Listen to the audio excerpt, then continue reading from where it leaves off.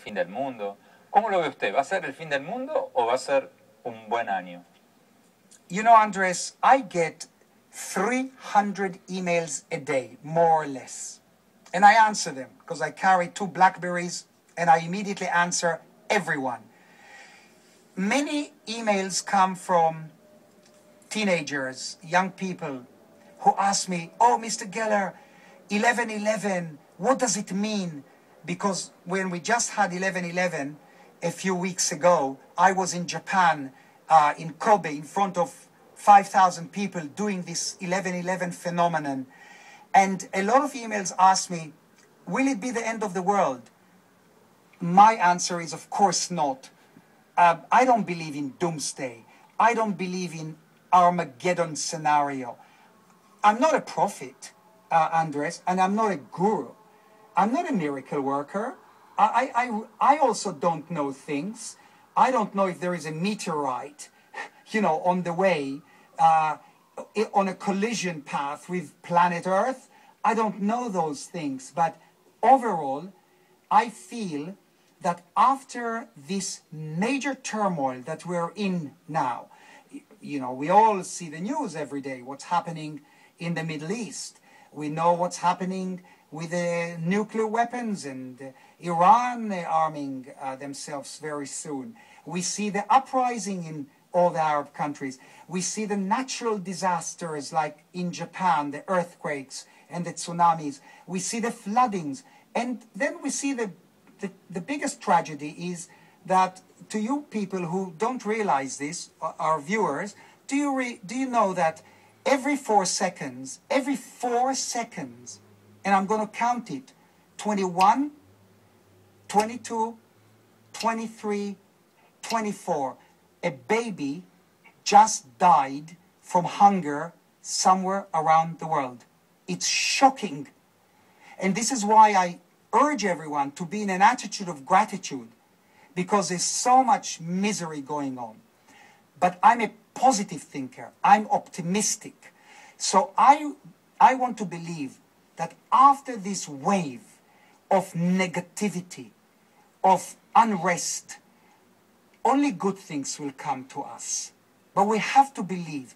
We have to be positive thinkers. We have to be motivated and inspired that something good will come into our lives. So I'm sorry I made this answer too long, but yes, I believe that good things will happen. Certainly, it's not going to be the end of the world. Uri, usted comenzó esta entrevista diciendo que es una figura controversial y dijo que se reinventó y que hoy día es principalmente un orador motivacional. Usted tuvo sus fracasos, como muchos de nosotros. En los años 70, usted tuvo una participación muy vista en el show más visto de Estados Unidos en ese momento, el show de Johnny Carson. Y Johnny Carson le pidió que usted hiciera una obra, un truco de magia, o como lo quisiera llamar, y usted se quedó petrificado, no pudo hacerlo. ¿Qué aprendió de esa experiencia? Yeah, I will answer that. In the mid-70s, I was after fame and fortune. It was terrible. When I met these huge names, celebrities like Elvis Presley and John Lennon, and gosh, I met everyone. I wanted to be like them. I wanted to be successful. And then I got the chance to get on the Johnny Carson show. And guess what? I was so nervous that nothing happened. And I cannot call it a total failure because actually a Latin American actor, Ricardo Montalban, held a spoon and it bent a little, but that wasn't enough for Johnny Carson. I was sitting there, Andres, for 22 minutes and it was the most humiliating 22 minutes in my life. I was sweating because nothing worked. And the only thought that was turning in my head, Uri Geller, you're finished. Because, everyone who got on Johnny Carson was supposed to kind of make it in America. And I already planned to go back to the hotel, pack my suitcases and fly back to Tel Aviv, to Israel. I got to my hotel And I was so devastated that I fell asleep on the bed, dressed. And in the morning, the phone rang, and it woke me up. And the operator downstairs in the reception said, "Mr. Gueller, I have a Merv Griffin on the line for you." I said, "You mean the Merv Griffin?" As we all know, Merv Griffin was as big as Johnny Carson. And Merv says to me, "Uri Geller, I saw you last night on Johnny Carson.